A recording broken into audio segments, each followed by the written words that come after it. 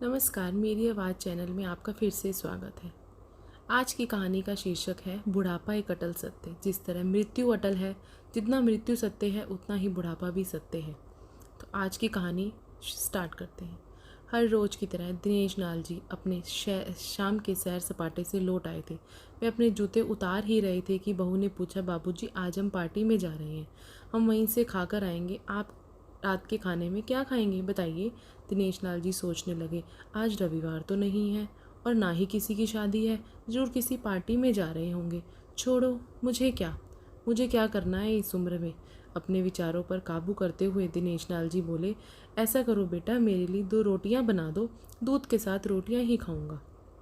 बहू तुरंत बोल उठी, बाबूजी सुबह ही जो बनाई थी उसमें से 2 रोटियां अभी भी बची हुई हैं।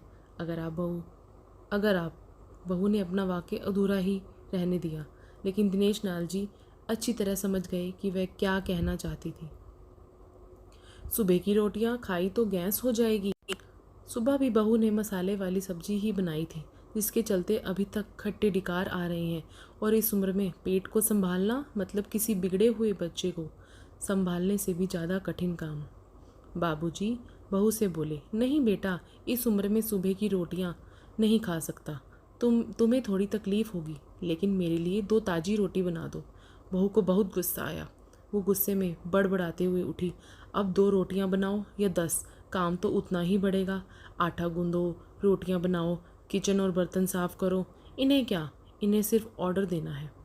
काम तो मुझे करना पड़ता है ना, बस दिन रात इनकी ही सेवा करते रहो। बहू के बोल दिनेश लाल जी के कानों पर पड़ रहे थे। हे भगवान, सिर्फ 2 रोटियां बनाने में इतनी तकलीफ। मैंने कोई 5 पकवान तो नहीं मांगे थे। उन्हें बहुत गुस्सा आ गया, लेकिन गुस्सा वहाँ किया जाता है जहाँ कोई सुनने वाला हो। उन्होंने अपना गुस्सा निगल लिया। अब तो उन्हें जितनी जल्दी गुस्सा आता था, उससे जल्दी चला भी जाता था। दिनेश लाल जी को अपनी पत्नी की बहुत याद आई। निर्मला के जीते जी उन पर कभी बासी रोटी खाने की नौबत नहीं आई थी। उल्टा खाने में 10 चीज़ें और मिल जाती थी। खाने के साथ मीठा पापड़, अचार, दही, छाछ, सलाद और पता नहीं क्या क्या। दिनेश जी को बहुत बुरा लग रहा था। रहने दो बहू, मैं सुबह की रोटी ही खा लूँगा।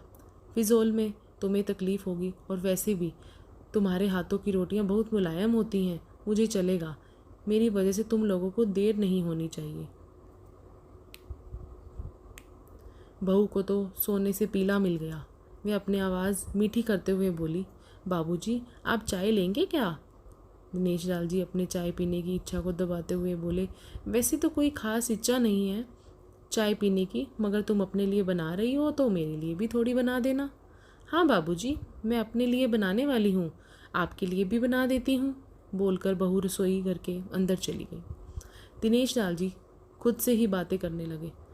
अभी तो लाखों की जायदाद है मेरे पास, यह घर भी मेरे नाम पर है और खाते में भी लाखों रुपए पड़े हैं। कभी बेटा विषय निकालता है तो मैं बोलकर टाल देता हूँ कि मेरे बाद तेरा ही तो है सब कुछ, और फिर भी 1 कप चाय और 2 ताज़ी रोटियों के लिए तरसना पड़ता है। तो उन बूढ़ों का क्या होता होगा जिनके पास संपत्ति के नाम पर सिर्फ पुरानी यादों के कुछ भी नहीं होता। निर्मला को याद करके दिनेश लाल जी की आंखों में आंसू चमकने लगे और धीरे से गालों पर सरके। निर्मला के होते हुए उन्होंने घर का कोई भी काम नहीं किया था। आर्थिक जवाबदारी के अलावा उनकी और कोई जवाबदारी नहीं थी। उनके व्यापार ने भी उन्हें अच्छा साथ दिया था। वह भी निर्मला से बहुत प्यार करते थे, लेकिन कभी जता या बता नहीं पाए। वह ये सच्चे दिल से मानते थे कि निर्मला उनकी किसी पूर्व जन्मों के पुण्य का फल है, लेकिन ज़िंदगी की भाग दौड़ में वह निर्मला की मन की इच्छाएं पूरी न कर सके। उन्हें वैष्णो देवी जाना था, लेकिन हर बार ये यात्रा अगले साल के लिए पोस्टपोन हो जाती थी।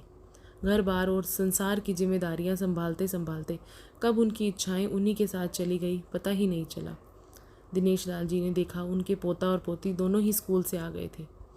दोनों ने अपना बस्ता सोफे पर फेंका और दादाजी की तरफ दौड़कर उनके गले लगते हुए कहने लगे, चलिए ना दादाजी, खेलने चलते हैं। यही निस्वार्थ प्रेम के कुछ पल थे जिनमें दिनेश लाल जी बच्चों के साथ बच्चे बन जाते और सारे अपने दुख और यादें भूल जाते थे। वह कुछ बोल पाते उससे पहले ही बहू ने कहा, चलो छोड़ो दादाजी को, हमें पार्टी में जाना है, जल्दी से आकर तैयार हो जाओ, पापा भी आते ही होंगे। दोनों ही बच्चे दादाजी को छोड़ मम्मी की तरफ भागे। उनकी पोती 7 साल की थी और पोता 5 साल का था। दिनेश लाल जी अपनी सोच में डूबे हुए बालकनी की तरफ गए। बालकनी में धीमी ठंडी पवन ने उनका स्वागत किया। बहू उनके लिए चाय बनाकर लेकर आई। बालकनी में रखी अपनी कुर्सी पर बैठकर दिनेश लाल जी गुट गुट करके चाय पी रहे थे। पी क्या रहे थे, निगल रहे थे। उनकी चाय के नाम पर सिर्फ कम शक्कर वाला गर्म पानी था, ना इलायची ना अदरक। चाय खत्म होने पर खाली कप लेकर वह किचन में रखने गए तो वहाँ देखा कि बहू और बच्चों का कप धो के पड़ा था। उन्होंने भी अपना कप धोकर रख दिया और अपनी डायरी लेकर बालकनी में आ गए। बालकनी में बैठे बैठे उनकी नज़र सूखी हुई तुलसी के पौधे पर गई। उन्होंने एक लोटा पानी लाकर उसमें डाल दिया। कुछ मिनटों के बाद ध्यान से देखने पर उन्हें पता चला कि सूखे हुए तुलसी के पौधे में नई कोंपलें जैसे मुस्करा रही हों। उन्हें याद आया कि निर्मला हर सुबह तुलसी को पानी और शाम को दिया दिखाया करती थी। अब तो शाम को न तुलसी को ना ही भगवान के मंदिर में दिया जलता है। पता नहीं कितने संस्कार, इतनी अच्छी आदतें निर्मला अपने साथ ले गई थी। दिनेश लाल आसमान की तरफ देखकर बोले, शकुंतला, मुझे और इस घर को अभी तुम्हारी ज़रूरत थी। तुम क्यों हमें छोड़कर चली गई? तुमने मुझे धोखा दिया। तुमने हमेशा साथ रहने का वचन तोड़ दिया। तुम मुझे अकेला छोड़कर चली गई। दिनेश लाल की आंखें भर आई। पापा, इतनी ठंडी हवाएं बह रही हैं और आप हैं कि बालकनी में बैठे हैं। अंदर आ जाइए, नहीं तो बीमार हो जाएंगे। बेटे ने दिनेश लाल जी से कहा। बेटा, बहू और पोता पोती सब तैयार होकर पार्टी के लिए निकल रहे थे। किसी ने झूठ मूठ ही मन रखने के लिए भी उनसे नहीं पूछा कि साथ चलिए। बाबा, आप खाना खाकर जल्दी से सो जाइएगा, हमें आने में ज़रा देर हो जाएगी। ज़्यादा देर तक जागना आपकी सेहत के लिए अच्छा नहीं है। हमारे पास घर की दूसरी चाबी है, इसलिए हमारी चिंता मत कीजिए, बेटे ने जाते हुए कहा। ऐसे बोल रहे हैं कि जैसे मेरी सेहत की बहुत फिक्र है। कितने दिनों से बोल रहा हूँ कि डॉक्टर के पास ले चलो, बीपी बढ़ा हुआ है, शुगर भी चेक करवाना है। थोड़ा सा भी चलता हूँ तो हांफने लगता हूँ। बेटा कहता है कि बुढ़ापे में यह सब तो होता ही है, ज़्यादा भ्रम मत पालिए। वाह बेटा, बूढ़े बाप के पास बैठने के लिए थोड़ा सा भी टाइम नहीं है तेरे पास, और पार्टी के लिए टाइम ही टाइम है। ऐसे अनगिनत विचार उनके दिमाग में चल रहे थे, लेकिन फिर भी उन्होंने हाँ में सिर हिलाया। सभी पार्टी में चले गए। दिनेश लाल जी हाल में रखे कुर्सी पर आकर बैठे। खाना खाने की अभी कोई इच्छा थी नहीं, इसलिए टीवी चालू की। आज वैलेंटाइन डे था, प्यार का दिन, इसलिए टीवी पर भी उसी के बारे में दिखा रहे थे। दिनेश लाल जी की नज़र पास में रखे अपनी पत्नी के फ्रेम पर गई, जिसने लाल रंग की साड़ी पहन रखी थी। प्यार तो उन्होंने भी खूब किया था निर्मला जी से, पूरी ज़िंदगी किया था, जी जान से किया था, लेकिन कभी बोल नहीं पाए। टीवी पर दिखा रहे थे, लोगों ने लाल कपड़े पहन रखे हैं, हाथों में लाल फूलों के गुच्छे लेकर वह ग्रीटिंग कार्ड्स की खरीदारी कर रहे थे। पता नहीं दिनेश लाल जी के मन में क्या आया। उन्होंने अपने पैसों का बटवा उठाया और निकल पड़े। निर्मला जी की याद में चलते चलते वो एक आइसक्रीम पार्लर के पास पहुँचे। उनको श्वास चढ़ गया था, उनके श्वासों की गति तेज हो गई थी। आइसक्रीम पार्लर के पास एक कुर्सी पर वह आकर बैठे। तभी वहाँ पर एक छोटी बच्ची आई तो गुब्बारे बेच रही थी। बच्ची बोली, दादाजी गुब्बारे लोगे क्या? इतने ही बचे हैं, बिक जाएंगे तो जल्दी घर चली जाऊंगी। दिनेश लाल जी ने देखा 10-12 रंग बिरंगे गुब्बारे थे। उन्हें याद आया कि निर्मला जी को भी गुब्बारे बहुत पसंद थे, लेकिन अब गुब्बारे लेकर क्या करूं? उन्हें बच्ची की आंखों में सच्चाई और आशा दिखी। उन्होंने 200 रुपये दिए और सारे गुब्बारे खरीद लिए। उन्हें फिर से निर्मला जी की याद आई, क्योंकि वह भी घर से निकलते समय हमेशा थोड़े एक्स्ट्रा पैसे लेकर निकलती थी और किसी न किसी ज़रूरतमंद की मदद किया करती थी।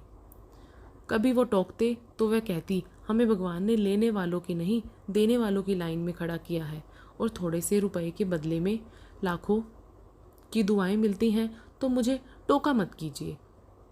आंखों में आंसुओं के साथ दिनेश लाल जी खड़े हुए रास्ते के बीचों बीच आए उन्होंने आसमान की तरफ देखा, अपने हाथों में पकड़े गुब्बारे आसमान में छोड़ दिए।